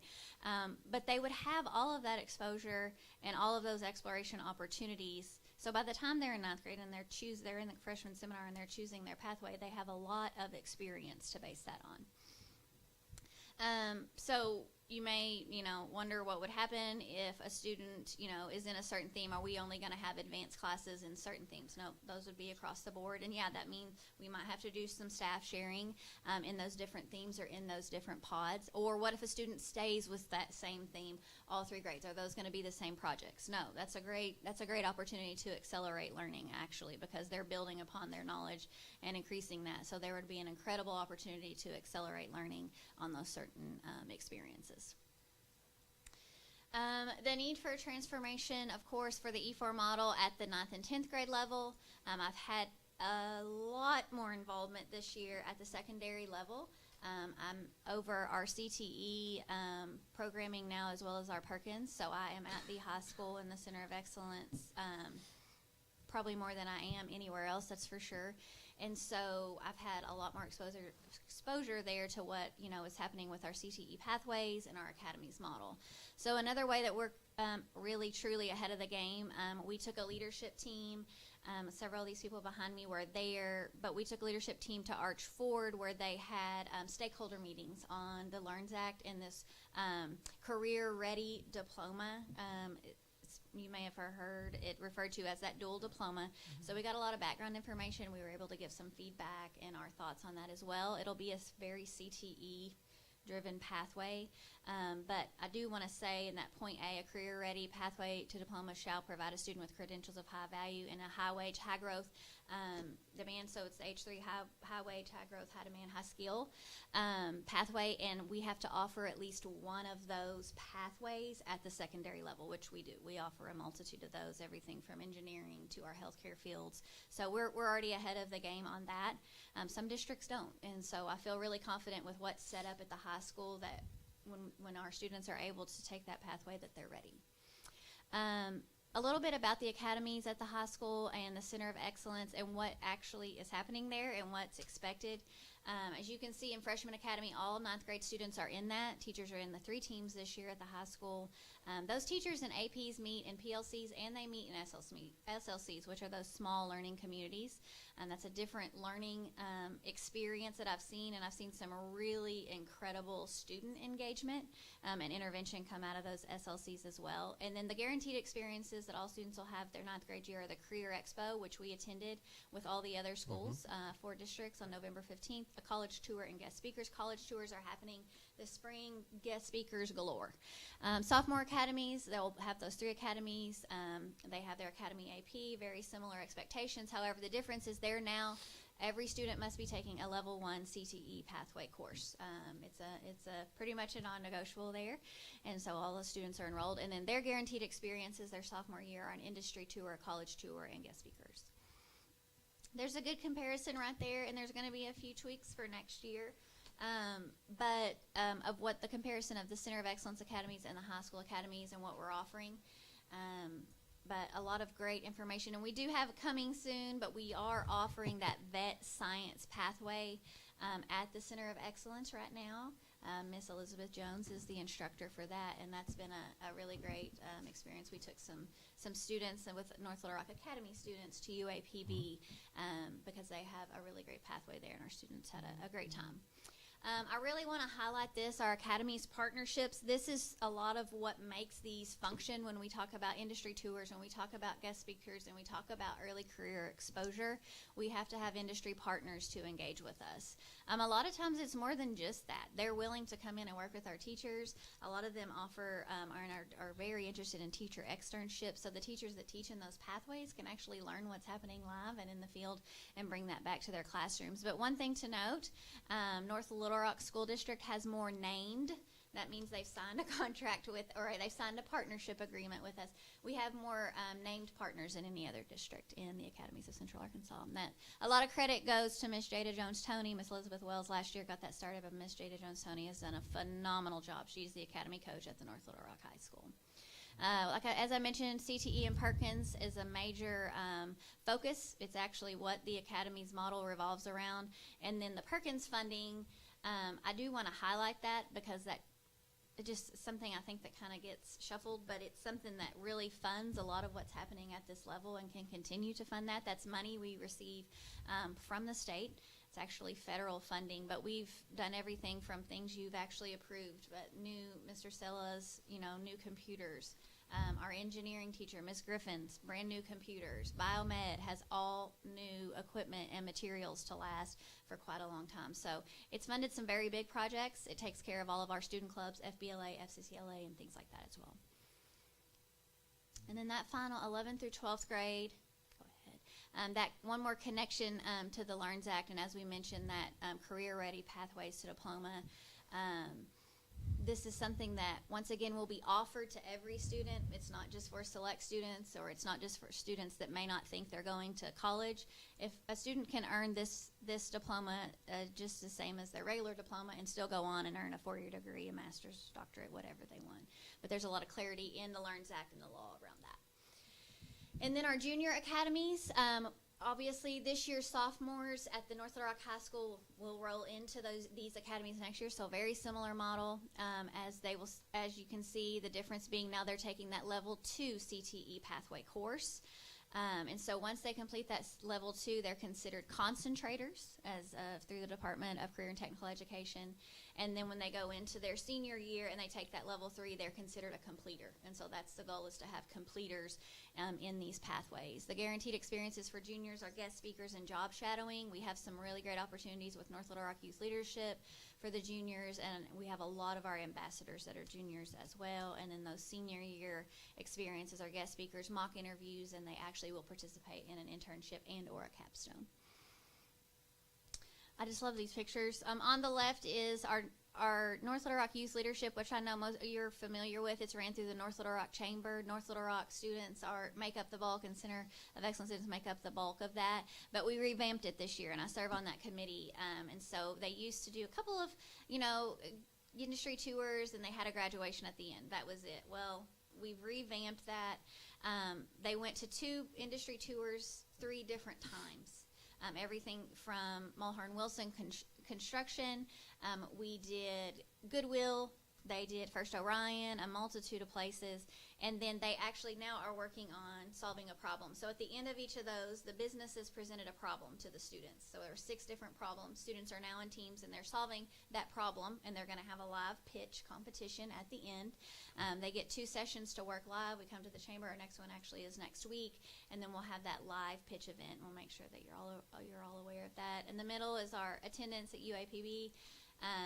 Fisheries and Aquatic Sciences are really incredible. Dr. Nina Lyon-Bennett has been an incredible partner, already speaking about that partnership with 7th Street and what that can look like. We've met with her in person here in North Little Rock as well, and then that's what's happening in the last picture as well. Just an update on one really awesome opportunity that I don't know if it's formally been announced, but we did have it in the fall, which was we offered an entrepreneurship course through a company called Inspire Advantage. Our 2 instructors, Salil and Gia. 16 juniors and seniors completed that. It was a voluntary opportunity, a 1-semester course on Tuesdays and Thursdays during their flex period. There was a live pitch competition on December 6th. The first place winner won $1,000. Second place was $750, and third place was $500. So it was a really great event. That's rolling now. That's happening. A brand new cohort is going for the spring semester, and they'll have their. I don't know if we have the pitch date set, but we are looking for judges. If any of you are interested in that, a really great experience. And of course, our North Little Rock Academy, we started some great things and opportunities there for our students. And speaking of North Little Rock Academy today, as Dr. Paluski mentioned, our student speaker at that commissioner's event was Chris Brown, and he's a senior at the North Little Rock Academy, and I think he represented the district very well. Yes, he did. Be Pro, Be Proud is something you may have heard about. This is something new for Central Arkansas this year. Last year they did several different events around the state, but a new one is coming to Central Arkansas for the large districts in our area. Right now, we have about 13 high school seniors who have registered for this from the North Little Rock School District. But it's called Draft Day. And what will happen here, and students are completing their youth science assessment, which will place them with different employers. So they are guaranteed 3 on-site job interviews there with live employers who have actual open positions and who their interest or an area of work that they want to enter into is suited for. So all the students that attend, it's at UAPTC, will actually engage in 3 on-site job interviews, and then follow-up interviews can happen, job offers can happen, but these are happening around the state, and we're the final stop on that tour. And then we have, this is brand new, literally hot off the press, just released. We were contacted by the Little Rock Air Force Base to engage in a phenomenal opportunity with NASA through Tribute of Valor. It's a military veterans group that's going to sponsor this, but we will be sending one North Little Rock High School sophomore and one COE sophomore to NASA in May. Michael Clutcher will actually be the chaperone that will attend with those students. As I looked before I left, we have yesterday, I think it just went out, the application for students to apply. We have 3 sophomores that are applying for that. I know we'll have a lot more. This is all expense paid, no cost to the students or the teacher, and they'll be there for 5 days. So a really great experience that our students will get to engage in. A little bit on our community advisory boards. As we've mentioned, it's got a heavy start at 7th Street and what that looks like, but this is also something that's implemented at the high school level as well and is a part of that Forward NGL model with the academies. So we're really modeling that. We will have one of those meetings before the school year's out with our industry partners. We did host one in the cafeteria with the academies right before school started, so those industry partners got to meet with all of those teachers in those academies, and so we're really looking forward to all that can then hold. There's an example of a picture there on the left, and on the right, these are industry partners who have met in their support of 7th Street as well.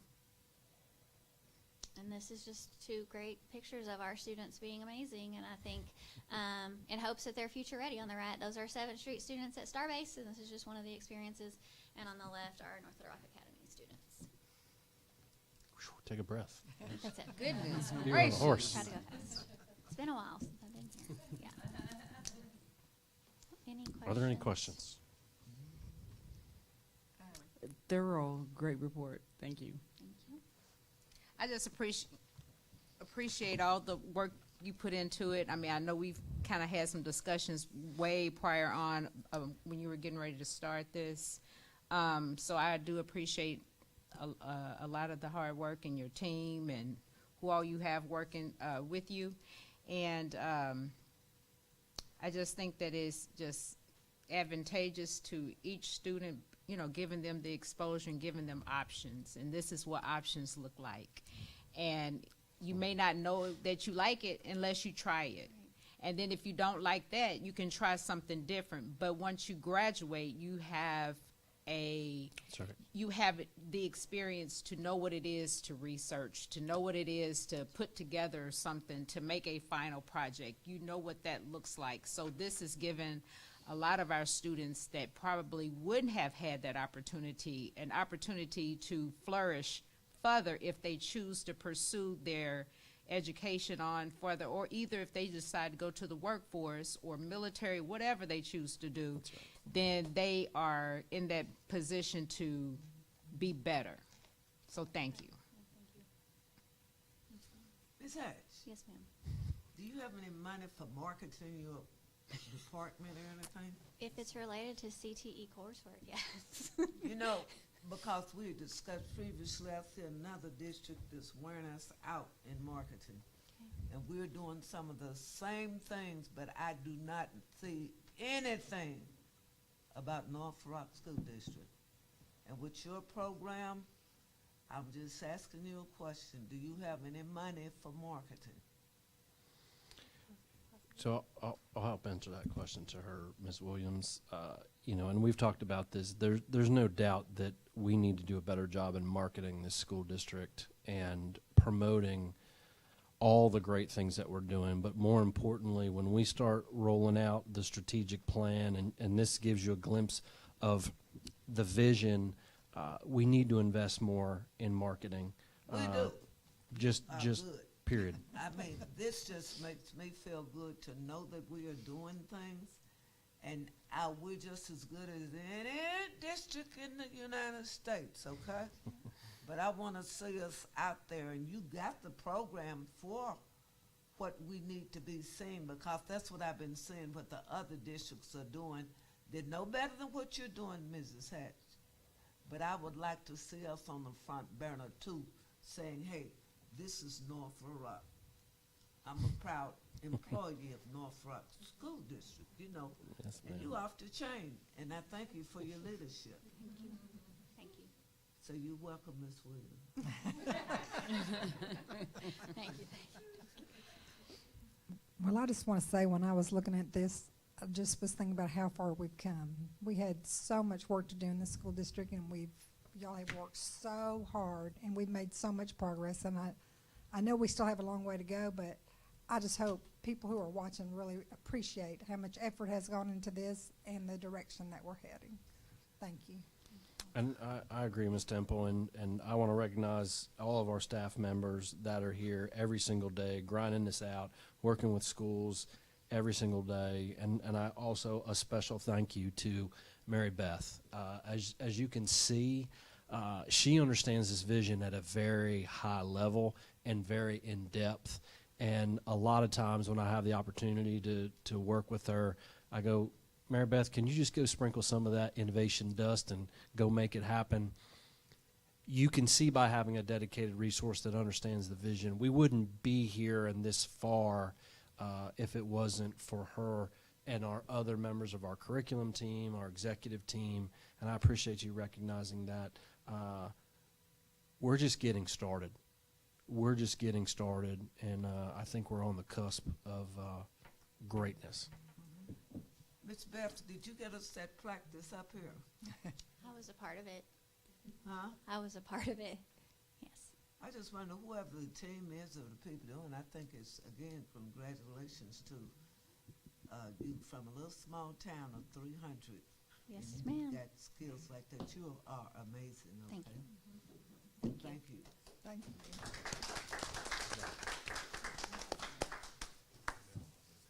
Oh, no. I just knocked myself One out. down, it's not time to go. Mr. Smith, he's going to fight through this. Where you going, Miss Jordan? Everybody else got to stay. Wow. Wow. So, Madam Look, President, that's your team. Okay.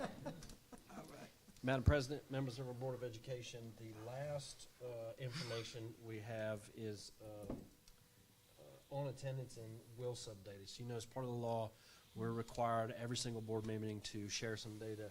We decided on this one to share some employee attendance data as well as our will sub data. And I know the board has already said they've looked through a lot of this, and I know you'll speed through the high level. And want to welcome my colleague, Mr. Jacob Smith, Executive Director of Human Resources. Thank you, Dr. Paluski, Madam President, members of the board. I feel like I might have been set up because that's a tough act to follow, but I'm going to do my best to make the will sub data exciting. So here we go. This is our mid-year review that's presented to us by will sub, and so it's from August of this year through December. Some of the key metrics we have in regards to will sub is we have 82% of our postings filled district-wide, 18% unfilled. And then our filled and unfilled assignments, we have by the different categories, total to almost 82% is our current percentage for this year in regards to our fill rate. And you can see the comparison below from 2022 was 77%. Our building data, so if you'll look at the far right column, you can see kind of those categories squished into one fill rate percentage for each building. I'm not going to read them to you, but I will pause for a moment for the board to look in the public.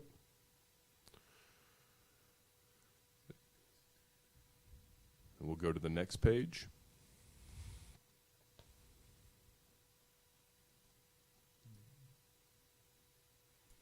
Alrighty, and then coupled this data is what gives us that total percentage you just looked at with the categories broken up by school. And so I will, again, not read, but go through this momentarily.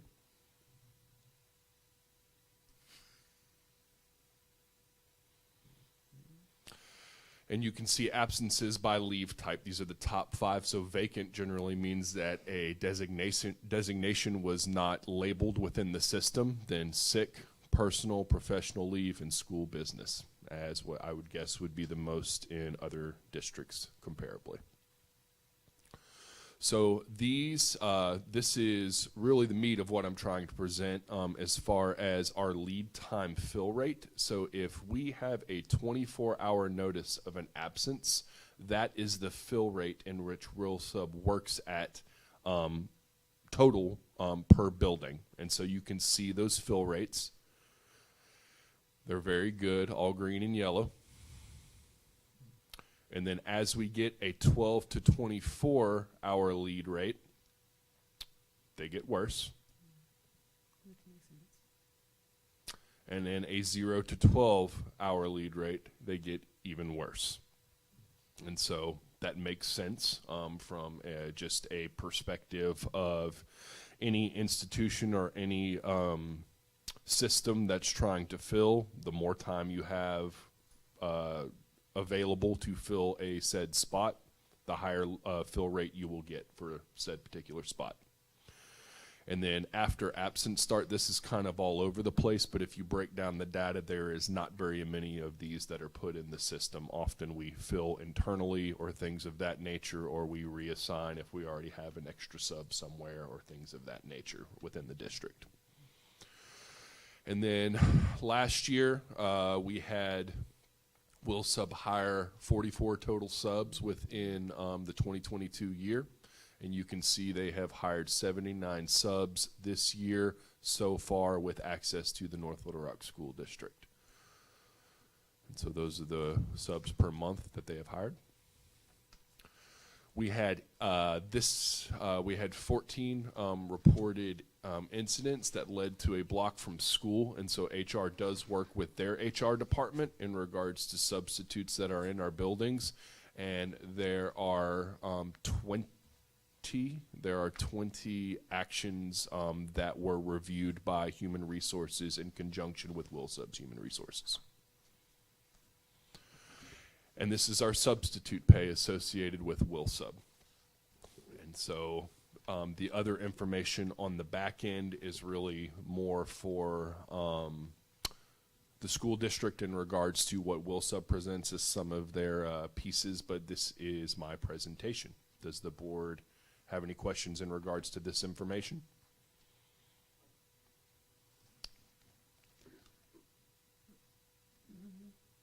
Question? Ms. Redder? Oh, you starting with me? No. Oh, Not right I was now. just saying, how much money did we have to pay subs this year? Last year was like $2 million for teachers hanging out. Ma'am, I don't have that information, but I can put that in our weekly board report. Okay, that's important information. You know, kind of save money, and we're giving them increments for attendance, and I was wondering if that had made a significant impact on our budget. Yes, ma'am. So one of the pieces of information I have in here is we have awarded the incentive bonus, the stipend that is associated with our attendance, and I can show you that data for the last 3 payments, and so you can see the Okay, we trend need in regards to that. As a board, and see if that's wasting our time. Yes, ma'am. You know, our money. Yes, That's ma'am. what I'm talking about. Ms. Temple. Have you gotten results on that? The payout on the leave, has it gone down? Have you seen that? You said you could show us. Have you seen it, and it has gone down? Yes, ma'am. In fact, we talk about it often within our executive team, and there have been multiple department heads that said their attendance is better due to the fact that we have offered a recruitment and retention stipend that is tied directly to staff attendance. Okay. And then when you said vacant, those are positions we hadn't filled. So when we hire a sub to fill that, so when they're filling in, like it said 4,000. Right here? Yes. No, ma'am. I just think that within the system, if one of those codes is not labeled in regards to the absent, then they just put a vacant on there because there is not a sick, a personal, a professional. It's just an unlabeled mechanism, a catch-all. Okay.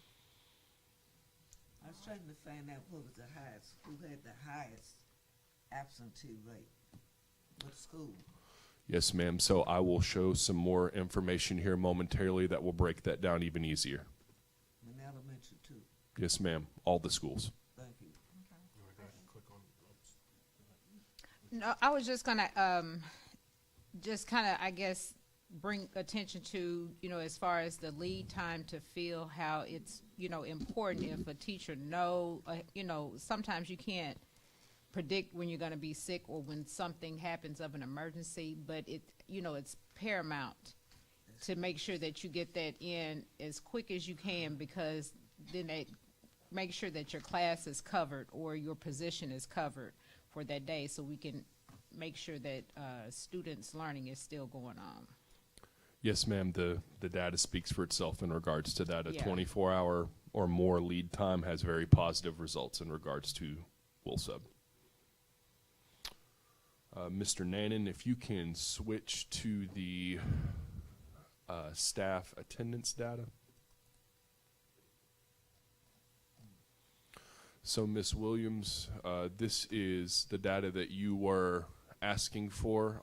This is ran from a January of 2023 till today. So about 12 months, 11 and a half months worth of data. And you can see this is broken up by school, and this is broken up by category. And so you can go through each one of these, and it will total out said column and give you a total of all of the logged instances for those different categories straight from eFinance.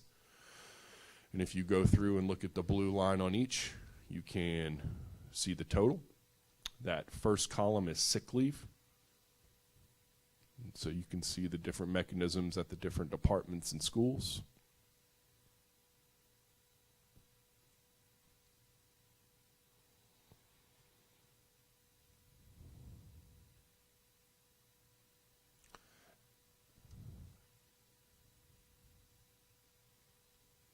And if the board would like me to stop on any particular, just let me know and I will. And then these are grand totals for the district over the course of, as I said, 11 and a half month period. Question. On Yes, the ma'am. sick leave, FMLA days, all that's included as Yes, part ma'am. of sick leave. Yes, ma'am. I hope I can get this data prior to the day before, while we'll have an opportunity to read all of this, because otherwise I wouldn't have been asking you any questions, but it was so much data. And thank you for your good work. Yes, ma'am. And these are hours, right? They're not days. The- Those are Oh, hours. these The are days. They were days. Yes, ma'am. Oh, wow. Well, so for reference, 1,300 employees roundabout. So if you do that division for sick days, that's about four sick days per individual, maybe 5, right around there. But you will have that money, the differentiate of the money spent with the sub-company and all of that. I can, yes, ma'am, I will get the data pulled for the, yes, ma'am. I can work with finance to get that data to you guys in the weekly board report. And Trenton, and I believe when we're going to start our budget workshop, Ms. Williams will show you the trend over the last few years, budget to actual on substitute pay. Do we know how many subs we have typically on any given day? Like we always have at least 2 or 5 or 10 or do? I can pull that data as well, and I can pull it by day. We tend to see more absences on Monday and Friday, just as a system, but I don't think that's uncommon across any system as large as ours. Okay. Have we ever considered like permanent subs on the payroll? Like, does that save us any money? I mean, So basically the individuals that work through WillSub are designated for North Little Rock. They might be designated for other districts, but we do have a lot of individuals that just serve North Little Rock. So they are only signed up for North Little Rock, and they are only willing to serve at North Little Rock. We also have individuals in long-term sub positions and things of that nature that do report daily to fill said roles or particular needs at the North Little Rock School District. okay. So you saying now they only deal with us now? The Willie sub? There are some, so WillSub, the way WillSub works is you have to go through their hiring and onboarding process. That involves a background check, everything like that. But then you basically communicate to WillSub, I am willing to substitute, I live in North Little Rock, I'm willing to substitute for North Little Rock, Pulaski County, Little Rock, something like that. See, that's why our shortage was last year. You know, because we share between Mill Rock and the county or somebody, that's what I thought. And where administrators had to go into classrooms and sub and all of that. It was chaos. Yes, ma'am. I believe that we are using right now the most successful substitute system because there are a multitude of individuals using this. There are others, but I believe WillSub promotes the best data in regards to fill rates. And so that's my take on it. We also have the ability through WillSub to offer certain incentives if the board would like to consider that at some point. There's individuals that offer things like if you sign up to serve only at North Little Rock and things of that nature, like a sign-on bonus through WillSub. Individuals have used that, especially during COVID and things that transpired such as that. But we have the ability to do those things as well, and that was on the back end of that presentation that I showed that I stopped at the standard rates of pay. Thank you. I'm through, Madam Chair. Any other questions? Thank you. This is a lot of good data. You just got to go through it and just read it and digest it all. But it's good information to have. Yep, and if there are any other follow-up questions, please let me know, and then we'll make sure we put them on the weekly board report. And I'll just make sure that I take this data and transpose the money aspect to it for the board's clarity. That seems to be, that's what everyone's asking. Thank you. Thank you, Mr. Thank you. Smith. Thank you, Mr. Scott Smith. Mr. Jacob Smith.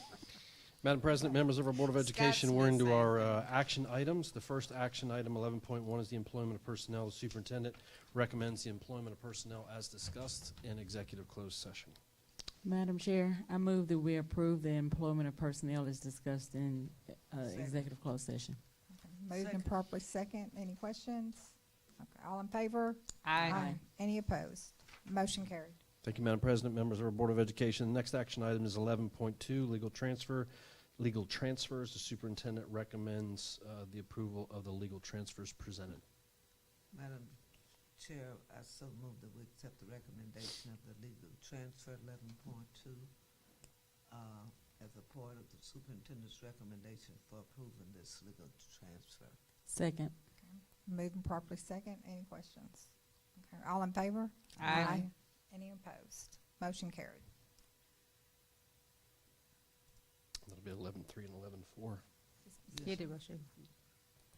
Madam Chair, I move that we approve 11.3 disposition of regular meetings, January 25th, and 11.4 disposition of special meeting, February the 1st.